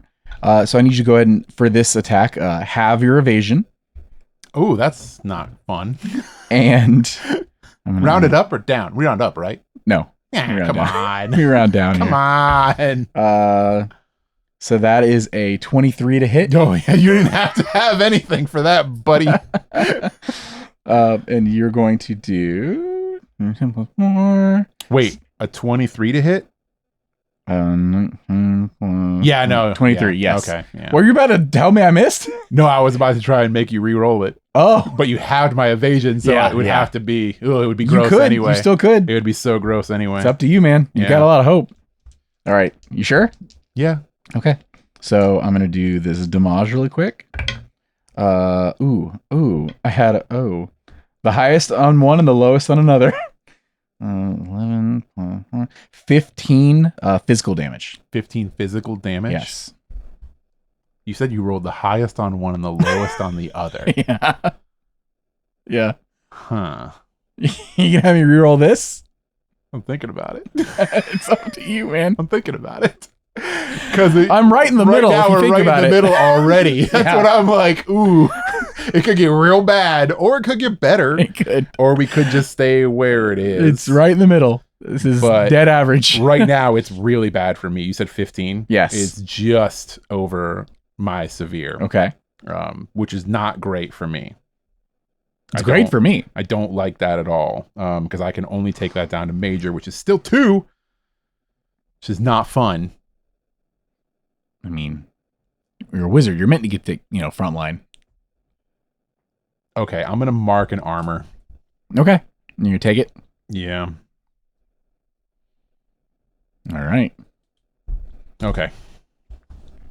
So he comes in, and as this wing hits you, you are assaulted by a rush of blood, but it's thick. It like almost sticks to you, and there's flies left in its wake, and there's just buzzing constantly across your skin as these flies are just stuck to this viscous blood just all over your skin now. Like they're trying to get off you like a glue trap, but you just can't escape it now. And you take that damage. It goes back to you. Okay. I am going to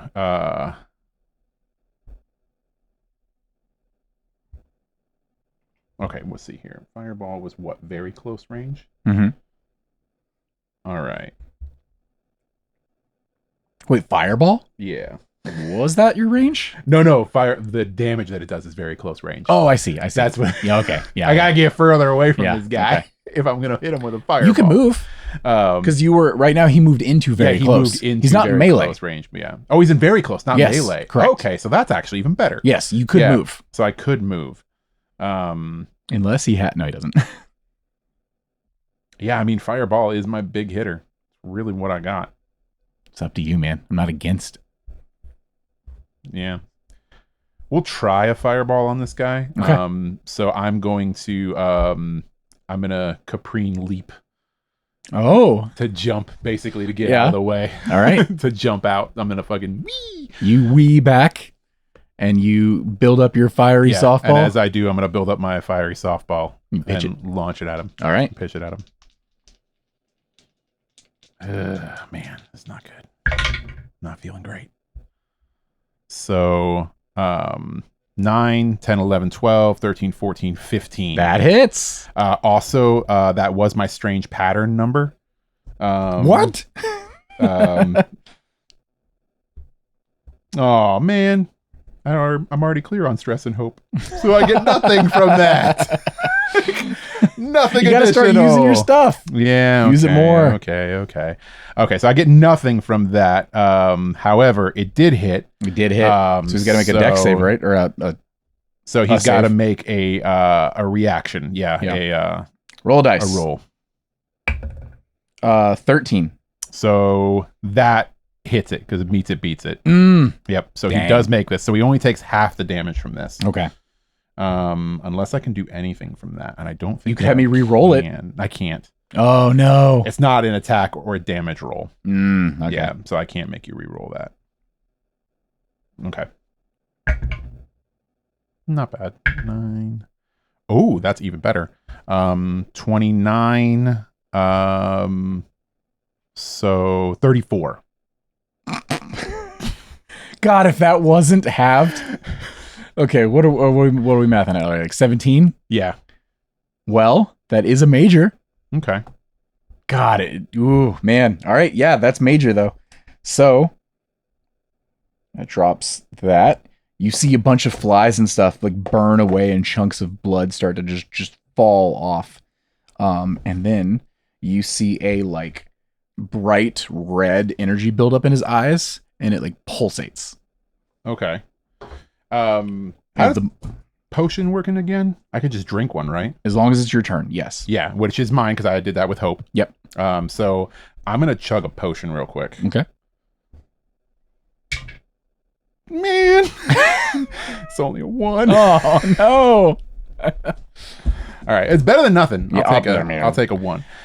It's not like 1 plus anything. It's not like 1 plus proficiency or anything. Proportions. It's just potion is just like a just D4, isn't it? Yeah, it's just a minor health potion. It's just a D4. Probably. And that's it. Okay, yes, I thought. Okay, and I am going to. Sure. I'm going to attempt to tether him. Oh, because he's flying. Because he's flying. Ooh, you I'm monster! going to drop him to the ground if I can. So that is so that's 17, 18, 19, 20 with fear. Yes. Gain of fear, but yes. Yeah. So he is restrained and grounded. Okay. So restrained, a condition that keeps the target from moving. Grounded. He's on the ground. Yeah. You're grounded. Go to your room. Cinestics. All right, man. That sucks. Okay. Yeah. All right.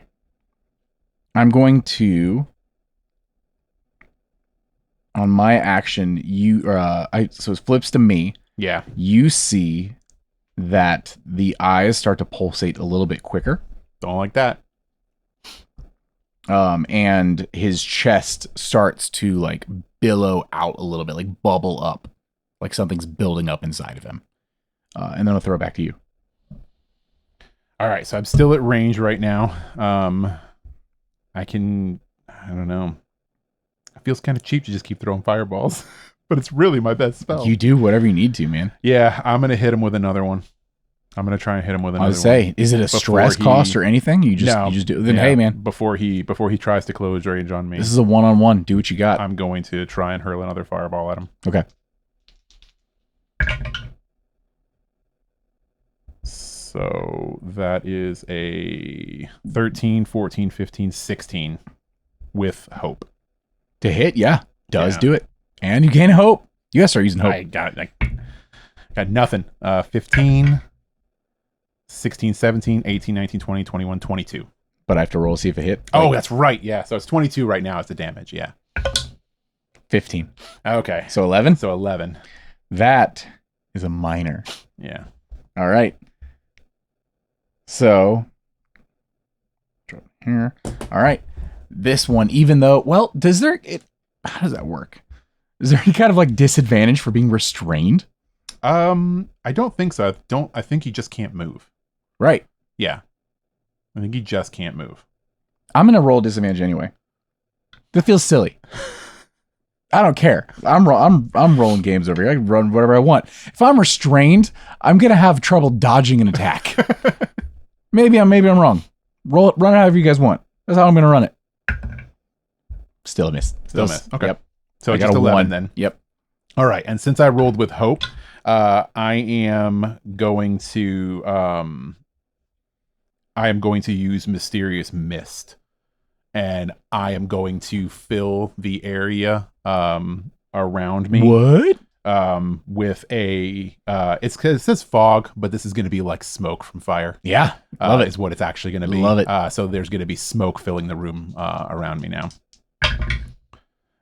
So that's a success. Okay. With fear. Nice. So it pushes it back to you. So now basically everything within very close range to me is now heavily obscured. Okay. So I'm just filling it with smoke. You said very close range to you? Yeah. Okay. All right. So when it's heavily obscured, I'm assuming I'm gonna have disadvantage on anything on you, right? Yeah. Line of sight. Yeah. Yep. Okay. You're a monster. So coming back to me, I'm going to eyes pulsate. I'm going to use my initial move to remove the restrain condition, and then I'm going to, with Relentless, use a fear to go ahead and take another spotlight. Spotlight again. I'm going to fly in closer. Okay.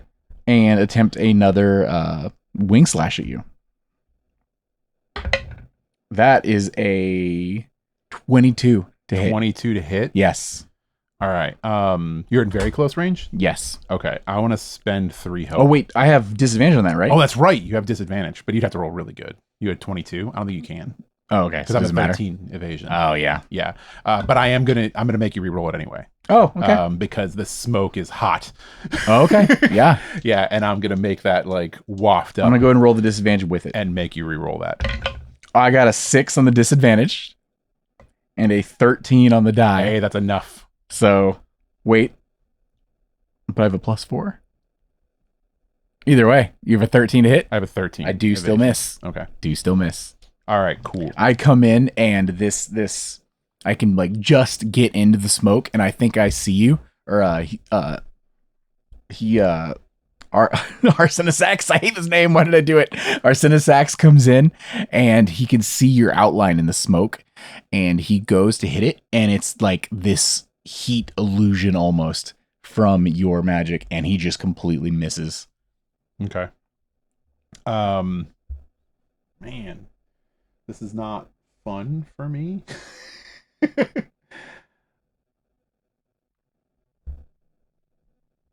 gonna be less fun for you next turn. Okay, I get it. I'm gonna walk into him because he's in very close right now, not melee. Mm-hmm. Okay, so that would only hit him if he's in melee. This one is also melee range.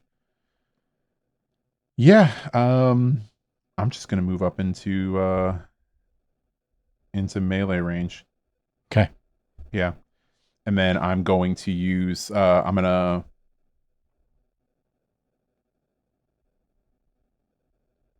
bow bow bow bow bow bow bow thoughts bow bow bow bow bow bow bow rolls bow bow bow. I'm going to just walk up and then I'm going to use a stress to do runic circle because I don't have to cast anything for this. I don't have to roll for this. Oh, okay. Stress ability. Yeah. So we're going to mark that stress and I'm going to make the runic circle around me again that does the 2d12 plus 4 magic damage and pushes him back.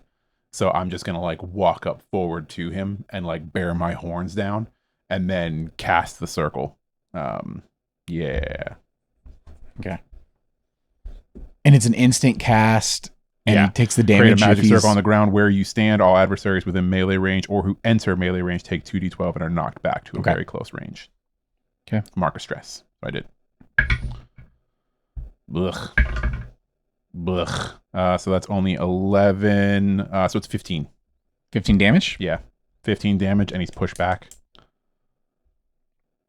15 would be a major. And he's pushed back. Mm-hmm. Dang. So there's no like to hit or anything? No, it's just a temporary around me. Oh. Onto the ground. Interesting. Okay. All right. So with that, he's pushed back. Mm-hmm. And then I'm going to spend a fear to take the spotlight from you. Yeah. Okay. Because you didn't say anything fast enough. Okay. I'm going to, I tick down a thing, and the eyes go from a pulsating to a solid bright red. And the bubbles in his guts start to like roil up through the throat, and a gout of like black ichor just sprays out in front of him in like a mist. And when this hits you, I need you to make me a instinct reaction roll. Instinct reaction. And because he knows your biggest fear or one of your fears, you have disadvantage. Poop. This is a family show, Richard. You can't use that kind of language. Okay. So if I take that out, that only makes that a 1, so that's a 12. So it's a 14. Ah! Are you kidding me? That's what you needed. Yay! Nice. Dang it. And I start my little countdown over. Okay. Dang it. You suck. Is that it? Yeah. All right. I'm charging him. Okay. I'm going to charge him, and I am going to do my... Yeah, I'm going to do my my standard. I'm going to charge him, and I'm trying to fire hands him. So I'm going to do what I did to Alberic in the hallway. Okay. I'm going to run up and jump on him and try and burn him. Okay. So that is 11, 12, 13, 14, 15, 16, 17 with hope. Yes, To hit. absolutely. It is hardly any damage at all. It is 7 damage. That's still a minor. And then I'm going to mark a stress. Wait. And I'm going to jump off of him. I'm going to push off of him. You. To do an extra 2d6. Okay. With kicking him. All right. So another 2. So another 9 total. So we're at 16? Yeah. That is a major. Okay. That's worse. I'm not looking at great. So at this point, I'm running at him. I jump on him. I do the flame, and then as it hits, I kick off of him and flip to the other side of him, basically. Right. Well, what happens to him? When you hit him with this? So when I hit him with the flame, it's the flame hits him, and then I kick him. Basically, I'm just kicking him back away, like I'm jumping off of him, and he pushes back, pushing him like forward. Like what happens to him when this flame goes into him? So basically, it's like I said, like the impact almost of flames, and I push it into my kick. Yeah. So like as I do it, like I push it down through my whole body, and when I kick off, it's like I'm kicking off with like fire. Yeah. That like pushes off, and it's like a boom. There's a boom, and there's like a ripple of flame and that heat wave like through his body. And you can actually see where bits of like the body is open, where like flesh has already been burnt and stuff. You can actually see the flame move through him like a wave before it reaches the back of him and like blows a hole out the back. He is looking quite hurt for a demon.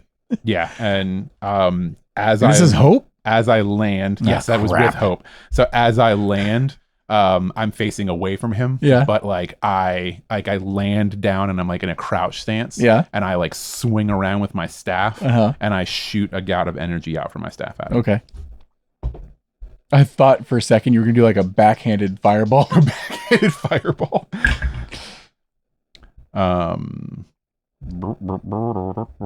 That's 11. That's only a 14. A 14 with hope is what you need. Okay. And with hope. With oh my hope. God! Stop! Let me hit you. I'm gonna have to start using. Oh, man, I don't want to use all my fear to take the turn, but I'm gonna die if I don't. So it's 2d6. Reroll the lowest. Wow. So that's a 4 and a 2, which becomes a 4. So it's 8. 8. Yeah, 8. That's a minor. All right. I know you roll with hope, but I'm gonna spend a fear. I have to take the spotlight from you, and then I'm gonna spend 3 fear. You're going to hear a bunch of screaming come from the floors above you, and blood start to drip in through the ceiling.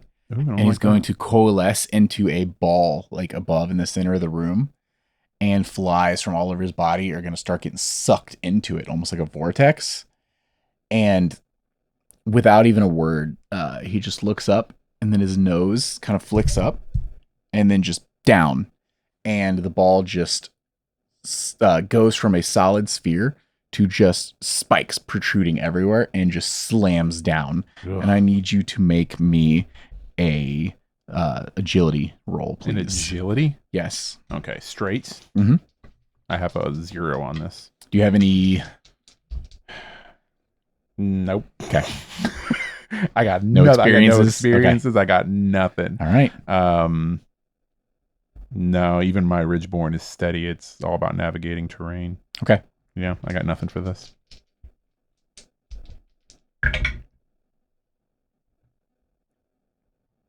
That is a 7. Total? Yeah. No, unfortunately, it's not enough. 9, 21, 32 to hit. 32 damage. 32 sorry. damage? Yeah. Ooh. I want to make you re-roll it. Which one? The whole thing?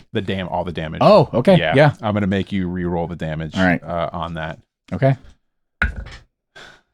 That's already last, so.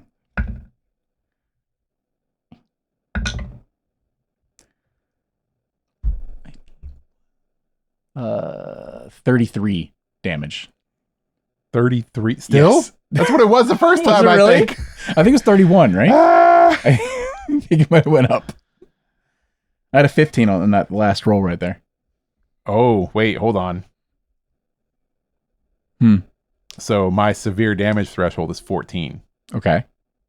Well, we're not doing the whole 4 equals death thing. Okay. Unless you want to. All right. So 33 is definitely 3 hit points. I'm going to have to use an armor on this to take it down to major. I mean, we could do the whole like extra damage equals. It's up to you. I still feel real bad. It's up to you, I man. still hurt real bad. This is a spooky game. All right. We could do that if you want. Double your severe. Is it my turn? Well, do you want to do that? No. Double severe is. No. Why? Would you be dead? No, is it my turn? Well, would you be dead? No, I wouldn't be dead. Okay. Yeah, we'll go and do it then. No. Yeah, double Wait, severe. hold on. You brought it up. No, because I only took, let's see here. If it was double.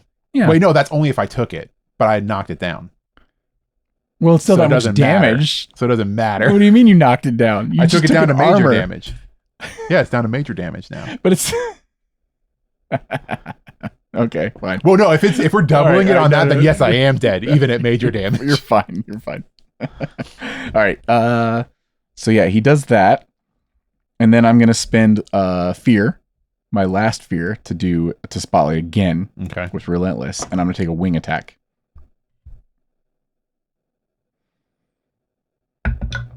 Uh, 17 to hit, Oh, it hits.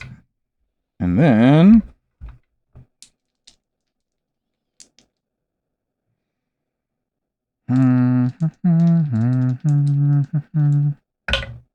Ooh. 9 damage. 9? Yes. Oh my god, I have to. Have to maybe reroll it or have to armor? No, I have to armor it. This is my last armor, too. Oh, it's your last armor? Yeah, I have no more armor left. Whew. Okay. But I'm out of fear. Okay. That's my last fear. All right. So he is within very close range of me right now. Yeah. Right. Okay. I gotta move out of the way because the only thing I have left to do is fireball.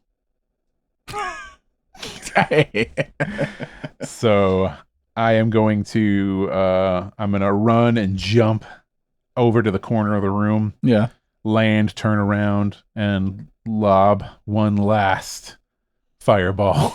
Okay. Well, at least try and lob one last fireball. Where's your buddy over this here. whole time? Oh, he's just chilling on my Okay. shoulder. I'm gonna put him in this one. You're like, this one's on you, Flicker. And put him in there. Let's see. Come on. I need this, interestingly enough, to succeed with fear. Oh, for the extra? So, 9, 10, 11, 12, 13, 14, 15 with fear. 14's what you needed. With fear. Yep. So now he gets to roll his 13 to see if he reacts. Does save? Yeah, to save. I got an 18. Okay, so he does So it's gonna be half. this damage. Yep.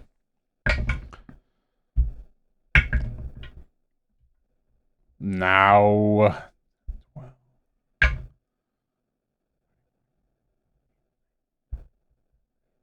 24. 24? 24. And then brought down to 12? Down to 12, yeah. Down to 12. Down to 12. Okay. This major is a 13. So And not then quite a and then it's major. Back to you. How do you want to do this? Does it kill him? He had one left. Oh my god.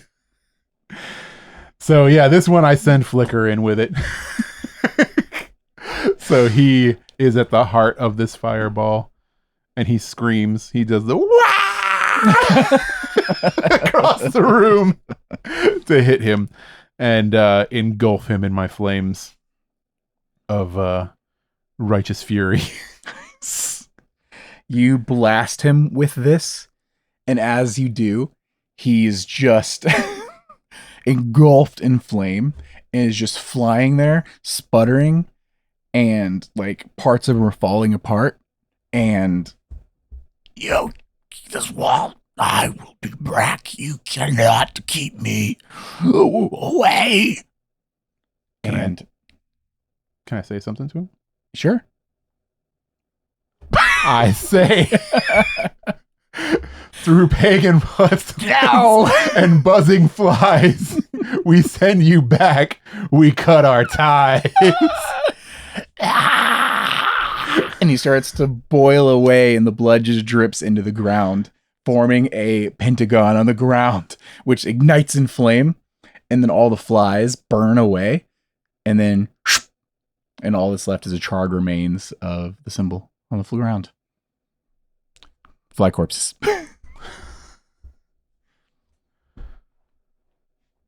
That's it. I gotta go over and retrieve Flicker. Are you okay, little buddy? You did good. You did good. You made the watch proud today. So, to wrap this up, stepping out of the door, the statues are still present, but they do not seem to find you a threat. Checking out the office one more time, you found a passage about the Guardians, where you read, "Guardians of stone and holy light, defend us now from the night. Your job is done, the fiends are dead. Return to sleep, it's time to rest." And the Guardians slowly shuffle back to their plinths. This is the thing you missed earlier. Oh, they were from the front of the monastery. Yeah. Oh. And then, checking out the hallway and the rest of the monastery, you find a pit about 30 feet down with a bunch of barely dressed, partially living, some deceased townsfolk that have been drug here into this, this pit. The bottom, like 6 to 7 inches, is just full of blood. And there are cauldrons next to either side of them that are bubbling, and this like purple mist is wafting down. and anyone that the mist comes in contact with, the eyes start to drip blood, and blood starts to come from their mouth, and then they die. You and other watch members that show up are able to dispel this plague cauldrons and are able to rescue many of the townsfolk and get them back to their homes and get them food, shelter, etc. Yeah. Anything else from me before we wrap this up? Because you handily beat this one-shot adventure. I had 1 hit point left. You played a wizard. And no armor. That was close. But yeah, congratulations. Awesome. You live. The town was saved, and the watch is real proud of you. Yeah, but where's Good job. Alberic? Did that statue get him, or is he still down in that tunnel? Alberic? Yeah. So the statue returned to its plinth, no problem. But Alberic was not found. I report that to the watch. Okay. And it is noted underneath the file titled Hell Comes Knocking. The end. Woo! Well, that was fun. I'm glad. My wizard build turned out to be okay. Your wizard build was very good. He good. Actually, for I was wondering for a one-shot style situation, how not having a frontliner for you was going to do. But I think you made a great call early on by sealing, or not early on, very late on, and sealing off that chamber. Because after it going to the demon twice, the door was going to open, and any of the adversaries you did not defeat were going to enter. Oh no. So it was going to be the monk and 6 of the statues. 6 of the statues? But you happen to have the right tool for the job. Yeah, I wanted to lock a door. Sealed it. That was so I almost used that door lock on Laria's door on the bakery. And I was thinking about it, and I was like, what if I have to lock a different door sometime tonight? And it's a door that's going to keep me alive. And then when I got there, I was like, it just keeps kind of thematic if I lock him in here. With the whole, no, you're locked in here with me. Yeah, no, it was really, really, really next level smart. That was really good. So yeah. Thanks everyone if you made it this far, for listening and watching everything else. This is unfortunately the end of Spooky Month for the year. If you follow us at all, every year we've done this. We've done Spooky Month. So if there's any games you've missed in the last couple of years, be sure to go check those out as well. And we will keep doing these going forward. So if you have suggestions for cool one-on-one, one-shot Halloweeny spooky games we could run in the future, be sure to let us know. And if you're listening on podcast services, 5 stars is really super duper appreciated. YouTube like and subscribe, like all the other YouTubers ask for and stuff, is cool too. Positive affirmations help keep those 2 lanterns back there lit. Audio listeners, there are lanterns lit behind us. Woo. But for now, everybody, I've been Tyler. And I've been Richard. And we've been True Strike. See ya! Bye! Hey adventurers, thanks again for joining us today. Please be sure to give us a follow on your favorite podcasting platforms and YouTube. If there's any questions you'd like to write into the show, you can hit us up on Threads, Blue Sky, or Instagram. New episodes are released every Tuesday at 2 p.m. Eastern. Thank you for listening to True Strike.